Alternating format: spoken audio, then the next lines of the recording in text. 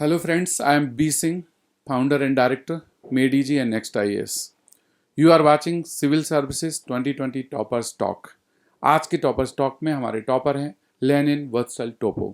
Lenin has secured All India rank 381 in Civil Services 2020. He comes from Ambikapur, Chhattisgarh, and he did his BTech in Mechanical Engineering from NIT Durgapur, West Bengal. After BTech, he decided to prepare for the civil services exam and the only one target, preparation for UPSC.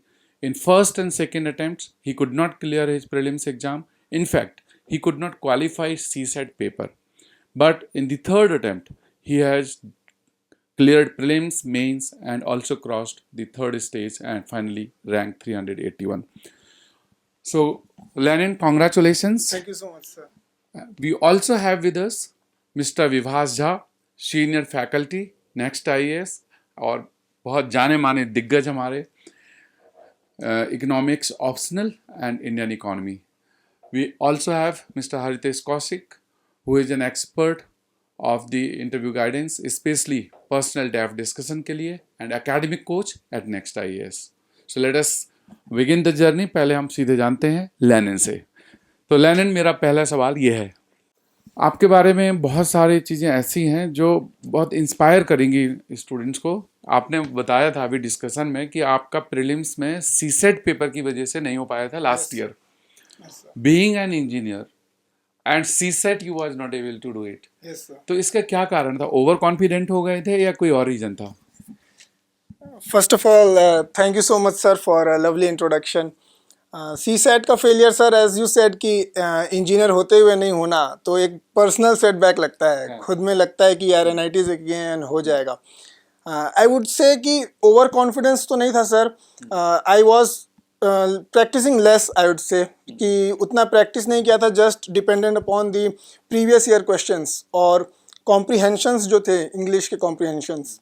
सो उस पर मेरा थोड़ा over confidence मैं कह सकता हूँ. So what I made sure in next attempt कि for before the prelims 2 months prior मैं रोज़ 1 घंटा प्रैक्टिस करता था CSAT एंड एटलीस्ट 10 टेस्ट्स दिए थे CSAT के. So it helped me in clearing 2020. Yes sir. तो दूध का जला हुआ छाछ भी फूंक फूंक के पीते हैं. Sure sir. दोस्तों, ये जर्नी इनकी इसलिए हम लोग डिस्कस कर रहे हैं ताकि आपको अपनी प्रिपरेशन में भी हेल्प मिल सके. और ये जो सीसेट का पेपर होता है वैसे तो क्वालिफाइंग पेपर है और अधिकतर स्टूडेंट्स को दिक्कत नहीं होती है. But the difficulty level of this paper last year specially in 2020 was much more than the difficulty in earlier years. इसलिए किसी भी पेपर को आप इग्नोर नहीं कर सकते अपनी प्रिपरेशन में और एक हॉलिस्टिक प्रिपरेशन करनी होती है. लेनिन, मेरा दूसरा सवाल ये है कि यू आर मैकेनिकल इंजीनियर और फिर मैकेनिकल की बजाय आपने ज्योग्राफी ऑप्शनल चूज किया. तो ज्योग्राफी ऑप्शनल क्यों लिया? ऑप्शनल लेते समय आपने किन किन पैरामीटर्स को कंसीडर किया और प्रिपरेशन जब आपने की होगी तो ऑप्शनल और GS को बैलेंस कैसे किया? ये 3 सवाल मैं एक साथ पूछ रहा हूँ आपसे. सर, ज्योग्राफी ऑप्शनल लेने का प्राइमरी रीज़न तो यह था कि मुझे पर्सनली पसंद है. बिकॉज मम्मी जो है ज्योग्राफी टीचर रही थी पहले, तो बचपन से it cultivated a sense of affinity towards geography. तो I tried out, I took up the syllabus of geography and I found lot of overlapping with other subjects in general studies. तो indirectly and indirectly वो GS 1, 2, 3 में help करता है. Plus I was not feeling comfortable with mechanical because dedicated ली मेरे को अलग से प्रिपेयर करना पड़ता उसके लिए. So this was the primary motive and reason behind not choosing mechanical over geography sir.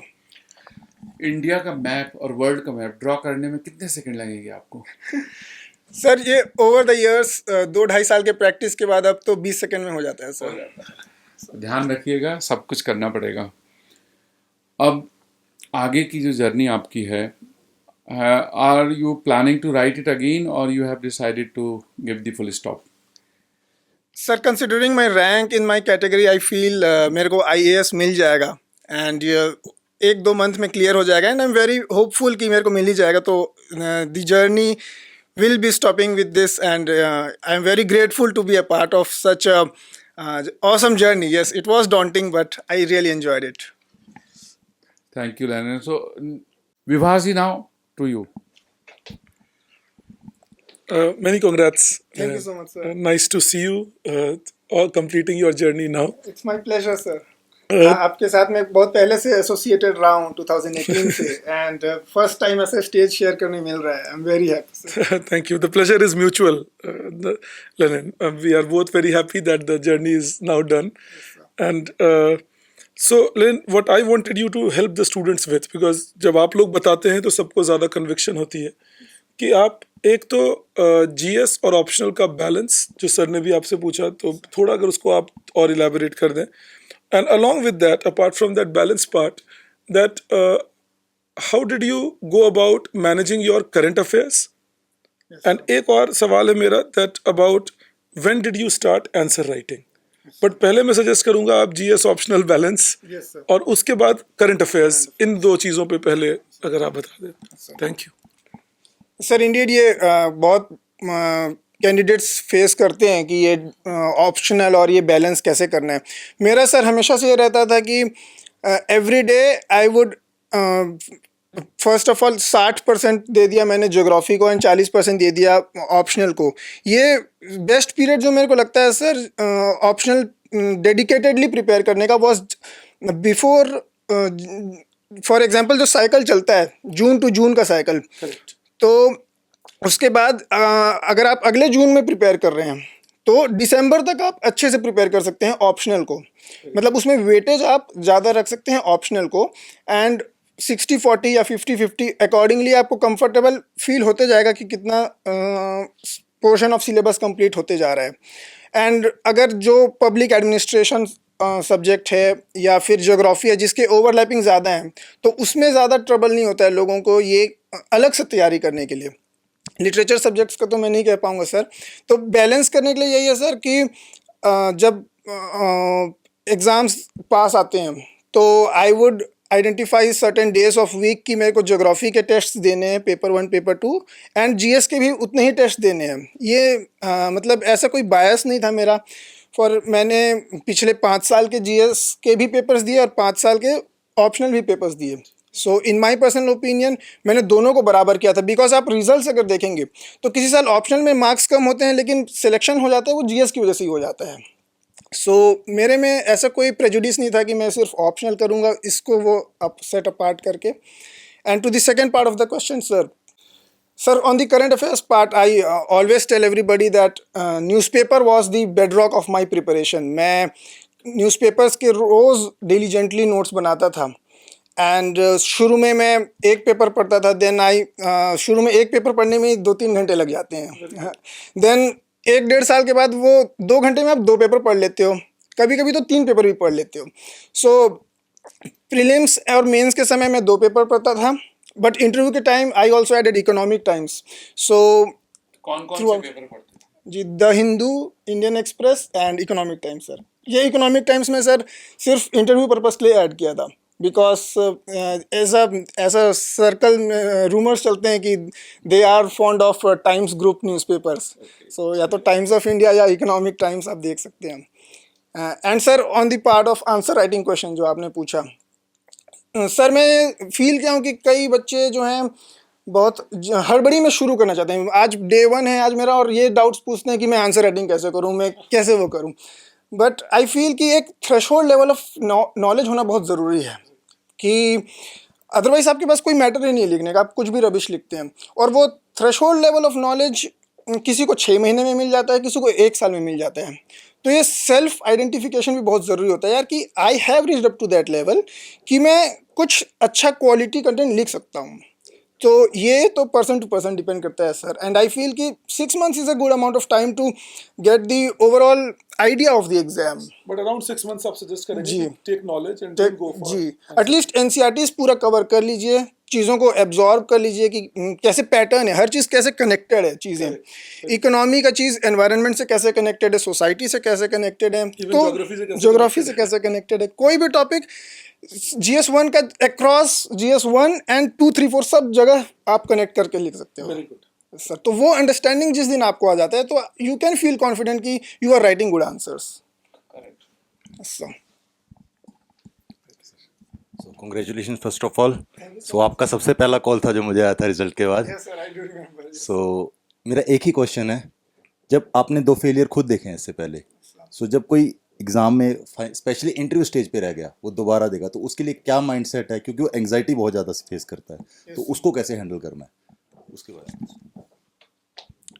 Sir इसमें मैं अगर एक एनालॉजी बता दूं कि एक कोई भी इंडिविजुअल या टीम स्पोर्ट, इंडिविजुअल स्पोर्ट में वो अगर स्पोर्ट्स पर्सन को पता होता है कि वो he is in the best form of his life, या कोई टीम अगर best form of his life में होता है, देन वो सब कुछ जीतता है उस साल, या एक साल, एक सीज़न, 2 सीज़न, वो हमेशा सब कुछ जीतता है। अगर आप ये अपना इंडिविजुअल बेस्ट अगर जान गए हैं कि यार इस अटेम्प्ट में ये तो मेरा बेस्ट वर्जन था, इससे ज़्यादा बेस्ट तो मैं जा नहीं सकता, देन आई एम श्योर कि वो रिवॉर्ड मिल ही जाएगा।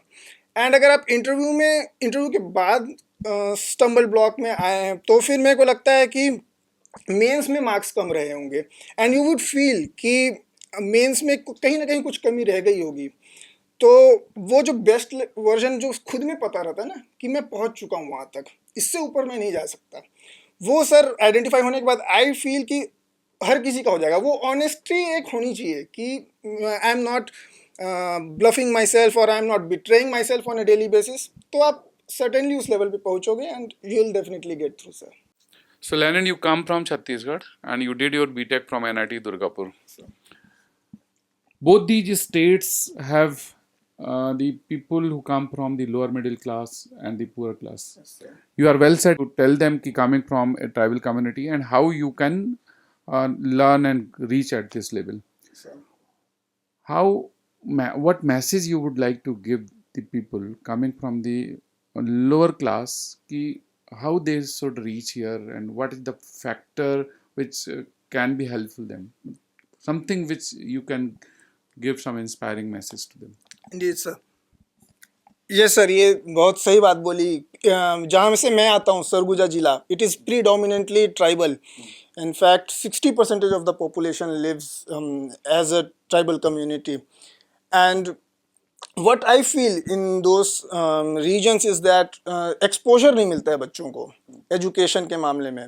फॉर एग्जांपल अगर बच्चे को आर्ट्स पढ़ने का मन है या कोई ह्यूमैनिटी सब्जेक्ट पढ़ने का मन है, तो ऑप्शन ही नहीं होते हैं स्कूल्स में वहाँ पे। यहाँ दिल्ली में तो आपको तरह तरह के ऑप्शंस मिल जाते हैं। तो मेरा यही मैसेज रहता है, having witnessed it and experienced it first hand, कि बच्चों को एटलीस्ट 12th तक तो वहाँ पे रह के पढ़ना चाहिए। एंड ये पेरेंट्स को ये समझना ज़रूरी है कि ये सिर्फ स्ट्रिक्टली मेडिकल या इंजीनियरिंग यही सिर्फ कोई डेस्टिनेशन या करियर ऑप्शन नहीं है। ये फ्रीडम ऑफ चॉइस देना बहुत ज़रूरी है। इट वाज माय फ्रीडम कि मैं इंजीनियरिंग लिया, but still many people feel comfortable in geography, history, political science या BA करना चाहते हैं, एंड जो सिविल सर्विसेज में आना चाहते हैं। तो सर ये तो मैं फील कर पा रहा हूँ कि जब से पैंडेमिक हुआ है एंड तो ये इंटरनेट की वजह से कोई बहुत पॉसिबल हो पाई हैं, एंड कोचिंग सेंटर्स अब उन तक पहुँच रहे हैं, ना कि उनको लोगों को आने की ज़रूरत है। तो I feel that tribal pockets में भी अब पहुँच रहा है इंटरनेट कनेक्टिविटी। तो बस लोगों में ये अवेयरनेस की ज़रूरत है कि आप कर सकते हैं, आपको मीडियम प्रोवाइड किया जा रहा है। एंड आई एम श्योर कि मेरा एक एग्जांपल देख के people will feel confident, people will feel to take up this challenge and they would also feel good about themselves.